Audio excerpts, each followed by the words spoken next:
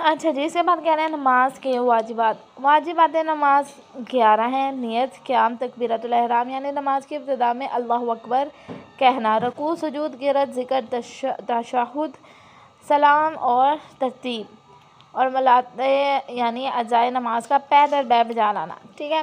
نماز کے واجبات میں سے بعض ان کے رکن ہیں، یعنی اگر انسان انہیں بجا نہیں لائے گا تو خواہ ایسا کرنا عمدن ہو یا غلطی سے ہو نماز باطل ہو جاتی ہے، اور بعض واجبات رکن نہیں ہیں، یعنی اگر وہ غلطی سے چھوٹ بھی جائیں تو نماز باطل نہیں ہوتی۔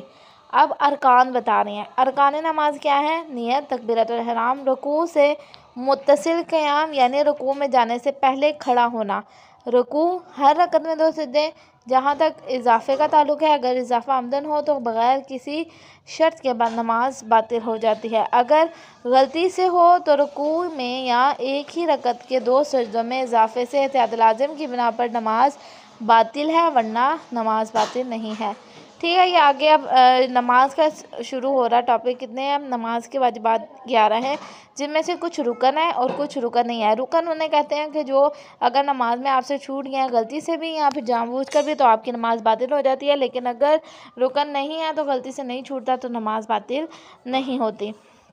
اب سب سے پہلے کہہ رہے ہیں نیت۔ ضروری ہے کہ انسان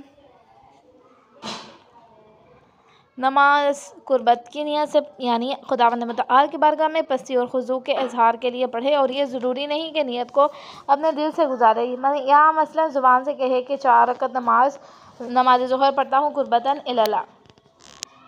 انسان کو نیت ہونا ضروری ہے کہ نماز پڑھنے لگا ہے، زبان سے ادا کرنا ضروری نہیں ہے، اگر وہ ویسے بھی نیت کر لیتا ہے تو وہ کافی ہوتی ہے۔ پھر کہہ رہے ہیں کہ اگر کوئی شخص ظہر کی نماز میں یا عصر کی نماز میں نیت کرے کہ 4 رکعت نماز پڑھتا ہوں، لیکن اس امر کا تعین نہ کرے کہ نماز ظہر کی ہے یا عصر کی ہے تو اس کی نماز باطل ہو جائے گی، البتہ اتنا بھی کافی ہے کہ نماز ظہر کو پہلی نماز اور عصر کی نماز کو دوسری نماز کے طور پر معین کرے۔ اسی طرح اگر کسی شخص پر نماز ظہر کی قضا واجب ہو اور اس قضا نماز یا ظہر نماز کو ظہر کے وقت میں پڑھنا چاہے تو ضروری ہے کہ جو نماز وہ پڑھے نیت میں اس کا تعین کرے۔ آپ جو بھی نماز پڑھنے لگے ہیں سب سے پہلے ضروری ہوتی ہے کہ نیت کریں، اور نیت ضروری ہے کہ آپ اپنے ذہن میں یہ چیز رکھیں کہ میں ظہر کی نماز پڑھ رہا ہوں یا عصر کی، لیکن اگر آپ ویسے ہی 4 رکعت نماز پڑھنا شروع کر دیتے ہیں اور نیت نہیں کرتے کہ یہ ظہر کی ہے یا عصر کی ہے تو پھر آپ کی نماز کیا ہو جائے گی؟ باطل ہے۔ اسی طرح اگر آپ قضا نماز کا بھی اگر یہ کر رہے ہیں تب بھی آپ کو معین کرنا ضروری ہے کہ آپ کون سی نماز پڑھ رہے ہیں۔ پھر کہہ رہے ہیں ضروری ہے کہ انسان شروع سے آخر تک اپنی نیت پر قائم رہے، اگر وہ نماز میں اس طرح غافل ہو جائے کہ اگر کوئی پوچھے کہ آپ کیا کر رہے ہیں تو اس کی سمجھ میں نہ آئے کہ اسے کیا جواب دے تو پھر اس کی نماز باطل ہے۔ پھر کہہ رہے ہیں ضروری ہے کہ انسان فقط خداوند متعال کی بارگاہ میں اپنی پستی کے اظہار کے لیے نماز پڑھے، پس جو شخص ریا کرے یعنی لوگوں کو دکھانے کے لیے نماز پڑھے تو اس کی نماز باطل ہے، خواہ یہ نماز پڑھنا فقط لوگوں کو یا خدا اور لوگوں دونوں کو دکھانے کے لیے ہو، ٹھیک ہے۔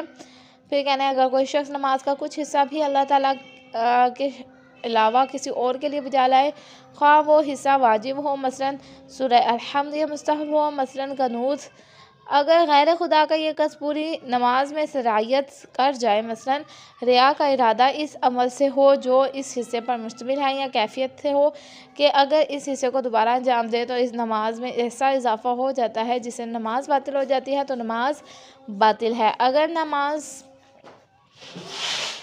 تو خدا کے لیے پڑھے لیکن لوگوں کو دکھانے کے لیے کسی خاص جگہ مثلا مسجد میں پڑھے، یا کسی خاص وقت مثلا اول وقت میں پڑھیں، یا کسی خاص قاعدے سے مثلا باجماعت پڑھے تو بھی اس کی نماز باطل ہے۔